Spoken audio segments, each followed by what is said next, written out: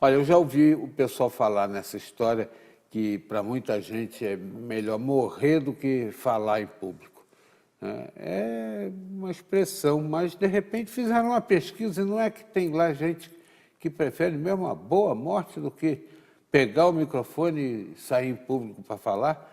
Hoje nós vamos tirar essa prova aqui, vamos receber a Laura Marcha. Ela é jornalista, professora de comunicação e também de oratória. Tem muita gente que te procura com medo de falar em público, Laura? Tem. É muito mais comum do que a gente imagina. Também tem uma outra pesquisa que mostra assim, que 10% das pessoas adoram falar, adoram aparecer. 10% tem uma fobia total, né? Que é coisa já quase que patológica, né? A pessoa realmente não consegue, não tem a menor habilidade, mas tem aquela trava emocional mesmo. Você sabe que às vezes vem gente aqui, começa a dar entrevista, aí começa a dar umas manchas vermelhas assim no pescoço. Acontece. Já passei, né, como eu sou jornalista também, às vezes você está conversando com a pessoa sem um equipamento ligado, a pessoa está conversando normalmente, ela só saber que a câmera ligou, ela já trava e não consegue mais falar, né? Mas aí você vê que é um componente realmente emocional. Não tem a ver com a habilidade, com a capacidade dela de falar. Porque se tiver uma câmera desligada, como é que ela fala bem? E a hora que a câmera liga, ela não consegue falar, né? Verdade. Aí são essas questões, de repente, que estão associadas a certos condicionamentos, a certos medos que, de uma certa forma, a pessoa introjeta nem sabe muito bem como. Né? Ô, Laura, é possível com treinamento, o cara que tem essa fobia toda, que fica vermelho e tal, pode superar essa? Ah, consegue, é possível sim. Porque se a gente pensar que se 10% só das pessoas que realmente tem um componente mais grave, que está muito mais ligado, de repente, a algum trauma, alguma coisa assim, aí, de repente, essas pessoas, às vezes, precisam até de um acompanhamento profissional mais especializado, às vezes ajuda de um psicólogo para resolver o que é esse trauma. O restante da população consegue falar bem simplesmente praticando, porque às vezes é falta de hábito, como eu falei, às vezes é uma ideia errada de si mesmo, é uma ideia errada do que é falar em público, né, que limita a pessoa. E se ela praticar, se ela fizer alguns exercícios, ela consegue, com certeza. A mesma situação também do gago, né? Sim. O gago, às vezes, ele tem lá uma necessidade de falar rápido demais e acaba... E a gente vê que a questão do gago, por exemplo, é uma coisa interessante. Quantas pessoas que têm gagueira e superam a gagueira, por exemplo, a gente tem atores famosos que são gagos, cantores que são gagos, né? Na hora que canta, não gagueja. O Ed Sheeran, que é um cantor hoje, que está famoso, tudo, ele tem uma história de gagueira. E como é que... Quer dizer, ele superou isso e hoje é um cantor super famoso, super bem pago.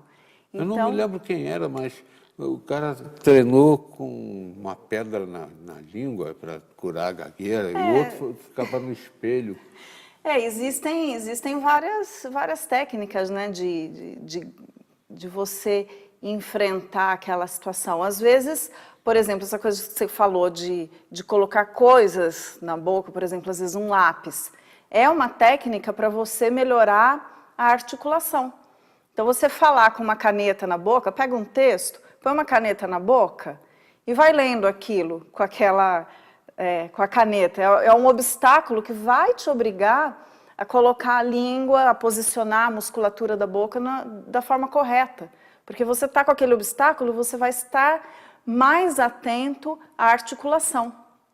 Então, automaticamente, a hora que você tira aquela caneta, por exemplo, você vai conseguir falar melhor.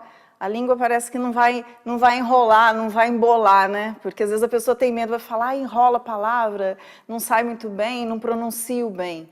Então, isso é uma técnica para ajudar você a pronunciar melhor. Laura, muita gente te procura para melhorar aí a condição de falar em público? Procura sim. E é melhor tratar em grupo ou tratar individualmente? Eu acho que depende, o grupo, a vantagem do grupo é que você vai estar numa situação que você está mais exposto. Então, para a pessoa que tem a dificuldade de falar em público, né? Se ela faz um treinamento individualizado, vamos pensar que ela continua ainda numa zona de conforto. E quando ela está no grupo, ela é obrigada a sair daquela situação de conforto e passar para aquela situação de tensão, né?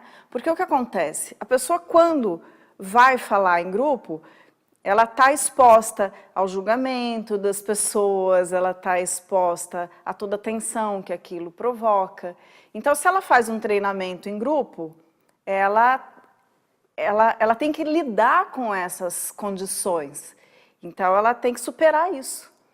Então, o treinamento em grupo acaba sendo interessante. Eu tenho a impressão que muito da falha, da falta de confiança, talvez, né, decorra da falta de domínio da situação. Então, se a pessoa fizer aí uma prévia e tiver uma coletânea de dados para falar sobre determinado assunto, ela adquire mais segurança. Com certeza. Por exemplo, como professora, né, é o que a gente observa. Às vezes o aluno é espontâneo, fala bem, mas vai apresentar um trabalho e não se sai tão bem. E quando você vai observar o que está por trás daquilo, você vai ver que às vezes a pessoa não se preparou bem, não preparou aquele conteúdo, né? Então, com certeza, se você tem domínio daquele conteúdo, se você se preparou, se embasou, é muito mais fácil você falar. Então, é muito mais fácil vir falar de oratória, de comunicação. Agora, se você me trouxesse aqui para falar de física quântica,